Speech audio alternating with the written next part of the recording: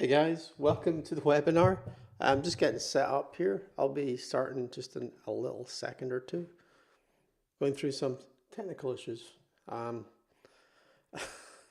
What's new? I always do in these live recordings. So welcome along. I'm not sure if there's anyone that's actually in the chat. Let me check on the YouTube. This is like going live on YouTube's new for me. So I have to go into actual the YouTube app on my device to figure out is there people in this. So it says there's 4 people on here. If you can hear me, please can you put something in the chat, because that would be cool, and we'll probably start to see more people coming in as time goes by. So let's put the chat there. Excellent. Okay, I believe it's maybe Steve that's in here. So hello, Steve. Cool. Let's get into this. So how to get your IT business in the AI search and in the AI answers and all that good stuff. I've done this for my business, so I'm going to show you some of the tactics that I've done and how you can basically copy what I've done to start appearing in the AI searches and the prompt responses. One of the biggest things you have to be aware of is the current state of search and SEO, and how clients are now finding you and finding your business. So Google rolled out AI summaries probably about 2 or 3 months ago. So you basically get a summary at the top of the search now. So it's no longer 10 blue links to your website or into your competitors' websites. This is actually a really big issue. A lot of sort of SEO experts, what they're seeing in the data is basically you're still getting an impression, but people aren't clicking through to your website to see more. Instead, they're going to the very first answer that pops up in the AI search. So that's the first thing. There's around about 58% of traffic has dropped from people's websites because of this. It's quite large. And in addition to that, you've also got tools like ChatGPT, which everybody uses, or Copilot, or all of the other ones. People are starting to use that for searches. I know personally, when I'm doing technical work, like setting up Intune or having to put in a conditional access policy, I'm no longer searching in Google for it like I used to back in the old days. I'm actually just asking ChatGPT, how do I set this up? So if we're doing it as IT professionals, our prospects and the marketplace are doing it as well. And they say there's around about 3% of people, or 3% of traffic is now within the AI search. So actually within ChatGPT. And then you've obviously got the Google AI search summaries. So that's the hard fact. So we need to kind of move with the times with our website. And then one of the biggest questions is, well, how do I actually get into the responses? So that's what we're going to show you right here. I did a search recently. This would be quite good actually, because there's actually someone, I believe, maybe local to me that's on this webinar. I did a search recently for I need business support for my business, IT support. So I'm going to show you this example, and this is within ChatGPT. So let me bring up my browser here and show you what the response was. Now, you might not be able to see this, but I'll read it out. So basically in ChatGPT, I just asked the question, I need IT support. I'm looking, and then it comes back saying, well, what type of support do you need? Well, I'm looking for business IT support. So then it asks me, well, okay, what size of business are you? What's your location? What are your actual needs? So I came back with some answers in regards to that. I told the ChatGPT that I'm based in Aberdeen in Scotland. I'm 20 staff, and I've got a current MSP. So it went and it did a search for me. And this is what came up on the search. I need a list of MSPs that I asked. So this was the list that came up. The really weird thing about this is that the very top results, a company called Dynamic Edge. I used to work for these guys 15 years ago. That company no longer exists, but it's been recommended first in the chat. And I was it's been acquired. So I'm okay, well, why is this? So the cool thing to do with this is do this for your area, okay? But this will allow you to understand where you're coming up in the AI search responses. So you might actually be coming up first, like this company is. If that's the case, then you can pretty much, you don't have to listen to the rest of me speaking. but in most instances, you probably want to rank here in this first result.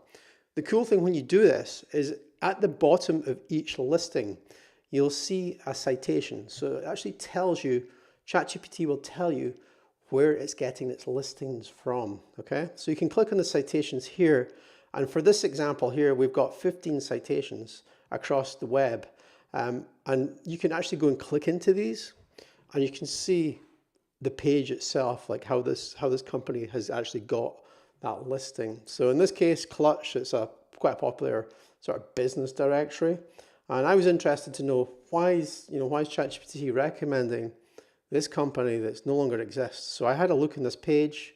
I can see there's a couple of other MSPs listed here, and the company in question that we're looking at, Dynamic Edge, they're like third in the page, so they're not even first. So I was like scratching my head with this. I'm like, why are they're not even first, but they're being listed as first in the chat response.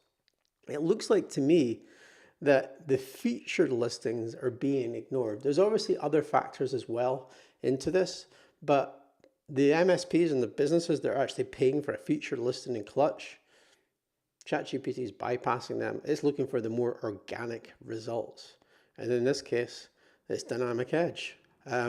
So that's like the first thing that I would do in regards to like where to start with all of this, is understand where you're appearing in the search. Next, we're going to go into, let me bring up my screen here. I've got to back up. Some information in regards to how ChatGPT actually works behind the scenes. So there's a clever, I guess a web dev, a guy called Mithian Yaziart. I'm not sure if that's how you pronounce it. He did a blog post last month, and he did a search for, it was coffee makers. And he was trying to understand how ChatGPT was coming back with responses. And what he did was he basically looked at the code, and he saw within the code to the page, like the page source, that there's actually a bit of math that goes into ranking your websites in the response. And what this is called is basically called Reciprocal Rank Fusion, okay? If that's not a technical term, I don't know what is. And it's basically what it boils down to. Like his example was coffee makers. And what ChatGPT is doing is it's not just looking for the keyword coffee makers, it's looking at the sites that are coming up for other terms related to coffee makers. And if it starts to see sites that are coming up for multiple terms, it will rank them higher based on this logic. I've left a link to the actual blog post.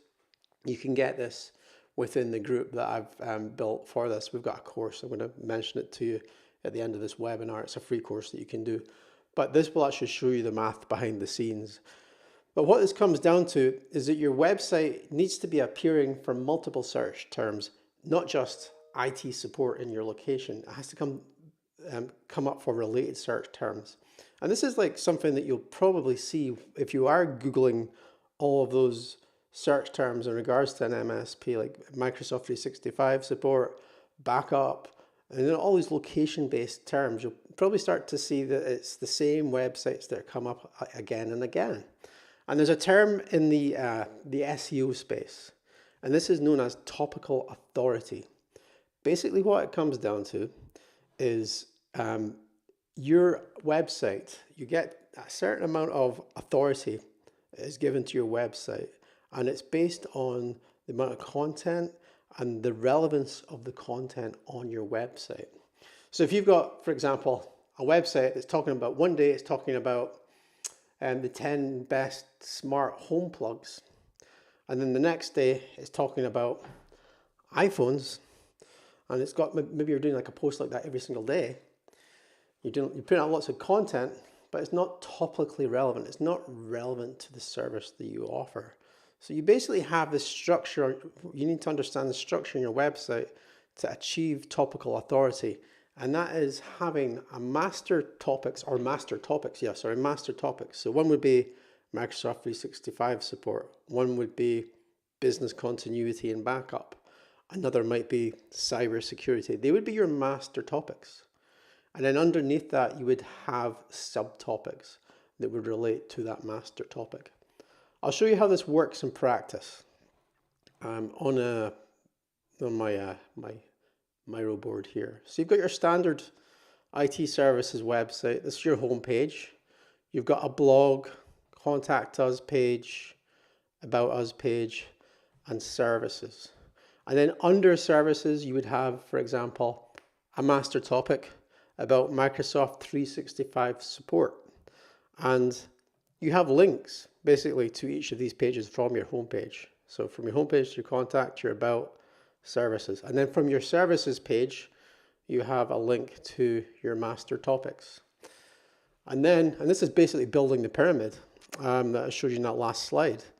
Now, if we want to achieve topical authority for Microsoft 365 support in our area, what we have to do is we have to have relevant articles, blog posts that are linking back to the main topic. So the example I'm showing you here, we'd maybe have a blog post about Outlook tips. Let me bring it up here. Then we'd maybe have another blog post the next week about SharePoint Copilot agents. And then a third one about tips and tricks in regards to Microsoft Teams of all things.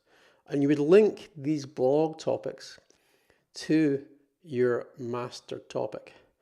And over time, what this will do is this will allow you to achieve topical authority on your website.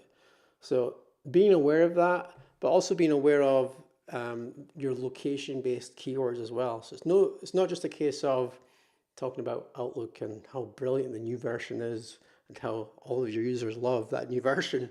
I'm sure they do, but you've also got to include your location-based keywords in there. So Aberdeen, suburb of Aberdeen, West Hill, Ellen, that type of thing. Mentioning those location-based keywords as well. And that will allow you to achieve a topical authority. And that gives you a much better chance of appearing in the ChatGPT responses in regards to Reciprocal Rank Fusion. All right, next slide. Hopefully I've still got you guys here. I will take questions at the end of this, by the way.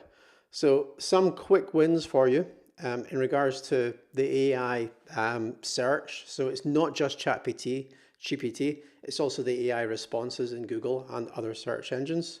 And we've also got other AIs as well, DeepSeek, Copilot, even the letters, ChatGPT, you know them all. So 7 tips for you. First one, make sure you're tracking your AI traffic. So within Google Analytics, there is a way to pull out a report that will show you all of the traffic that's coming from ChatGPT and the other large language models. That's worth doing just to see if you're coming up for anything, if you're getting any traffic that way. The second tip is about making sure that you are listed you've got Bing Webmaster Tools installed on your site, and you're also using Bing Places for Business. I know everybody loves Bing, like, don't we all use Bing? But the truth is ChatGPT, its search engine, like behind the scenes, is Bing. So we have to make sure that we've got our business listed in Bing for Places for Business. You might already be listed there, but make sure you've actually claimed your listing. That's a big one. There is chat about that changing though, so I think ChatGPT is maybe going to start using Google, but still to see that.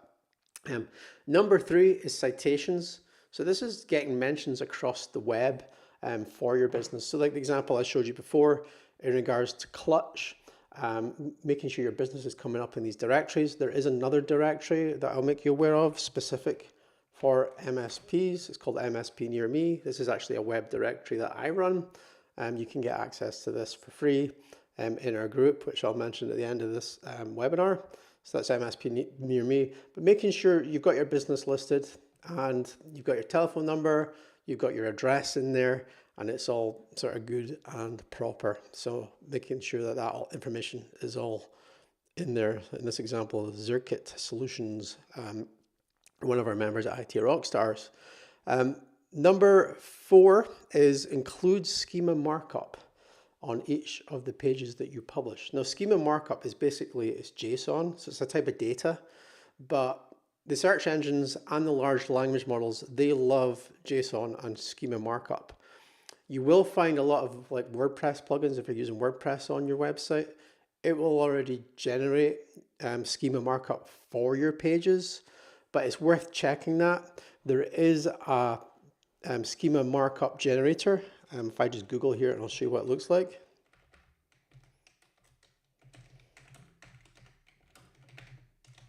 2 seconds. It's this one. I think it's this one here, schema markup generator. No, it's not that one.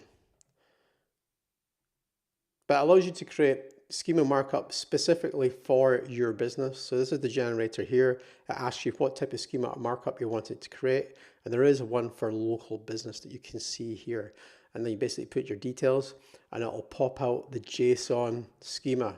And you basically just have to inject that into your homepage and your contact us page.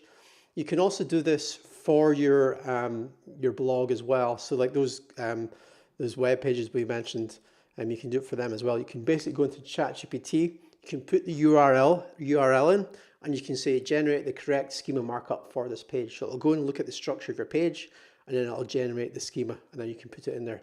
It just allows the search engines to read your website much easier. And as I say, the large language models love that stuff.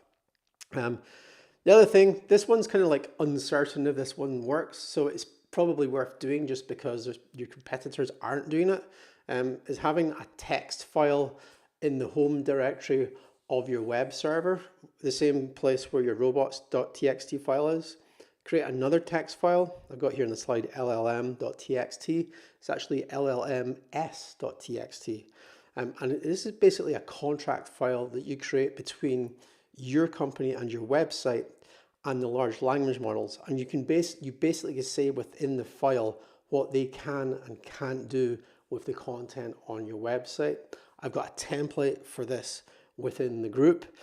It's been known to work. This happens to work. I think it's in the large language model called Claude. It's not one that I've used, but I've been told that there's 1 or 2 AI tools that use this. So it's worth doing just for that extra bump. Number 6, and this is the one, this is like the live case study. So number 6 is publish interesting comparison articles. So if you want to be sneaky about this, and this is why I kind of like this stuff just now, is because it's kind of like the Wild West.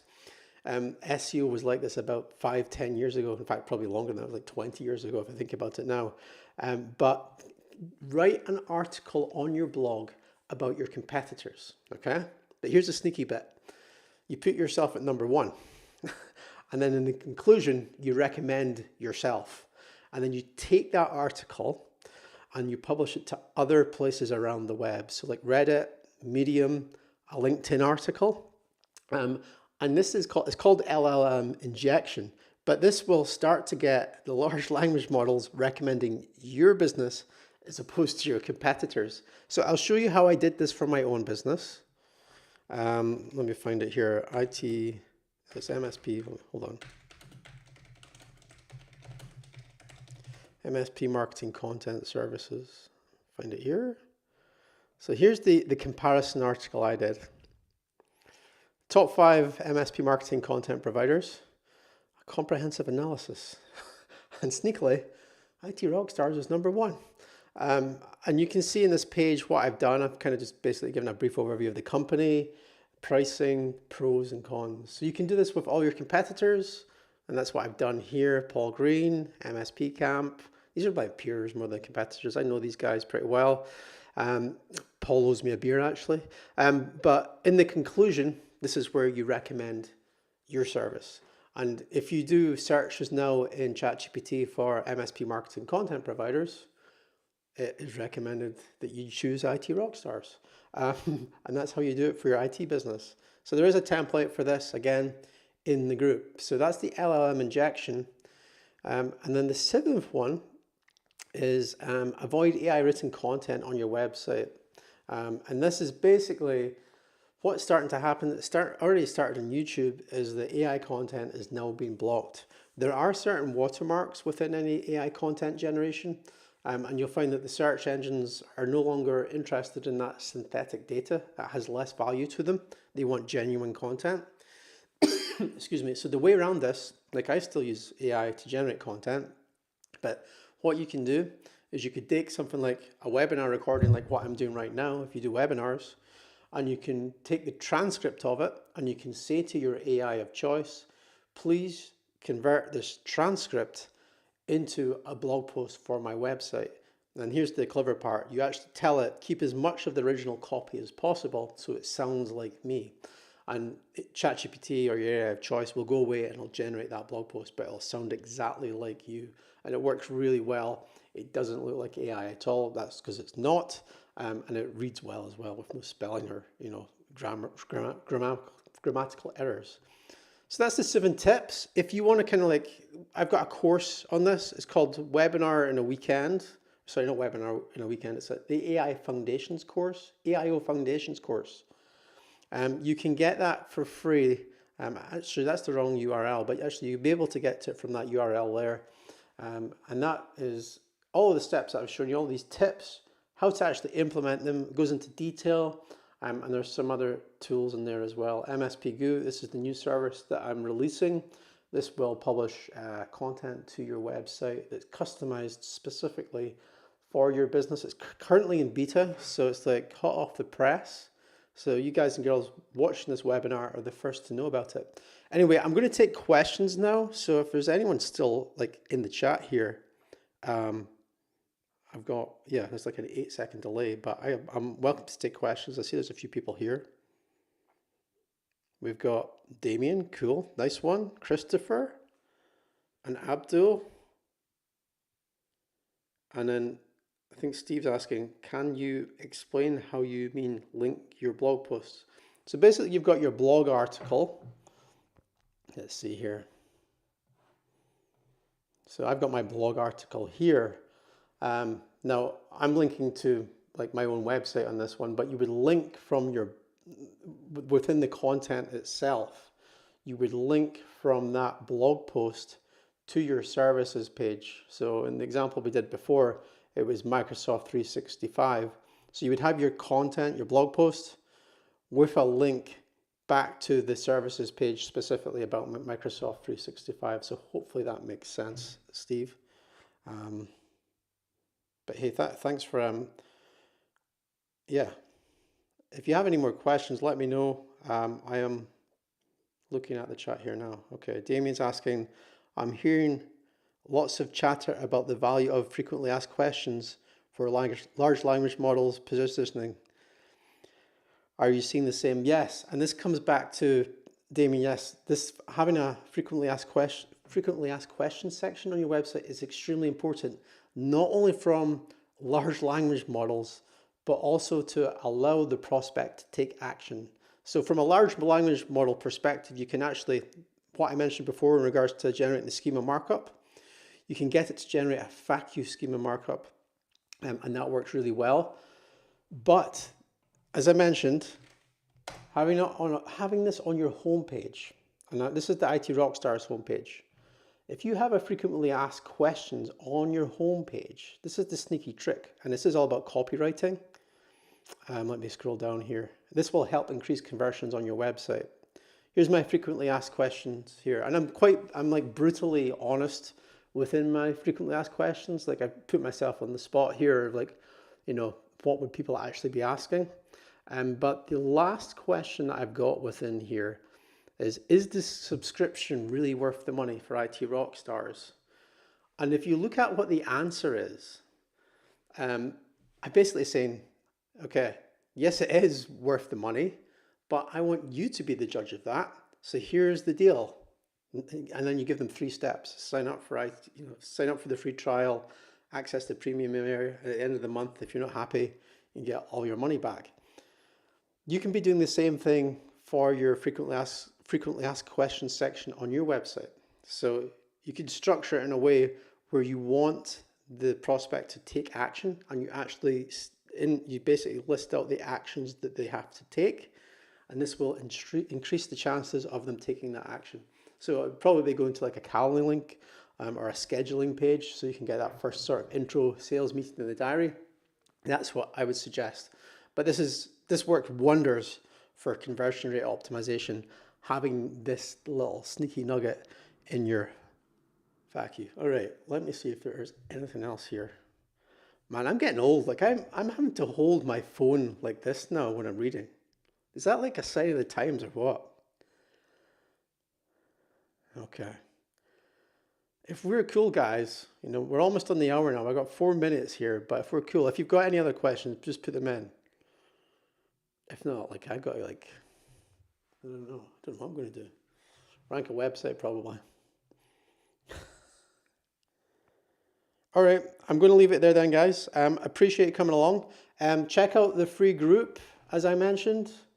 You can get to it through MSP Goo, I think. Let me just check that. It's like a holding page we've got at the moment. This is like all brand new because like it's the world of AI. Oh, it's not even live. All right, cool.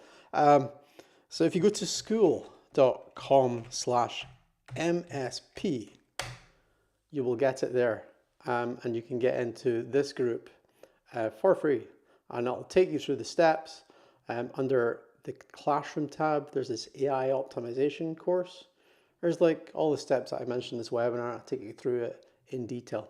Anyway, take it easy. I'm going to get going now. I hope you have a great day, and I'll catch you in the group. Oh yeah, and the last thing, I will do a roast of your website as well if you put it in the group.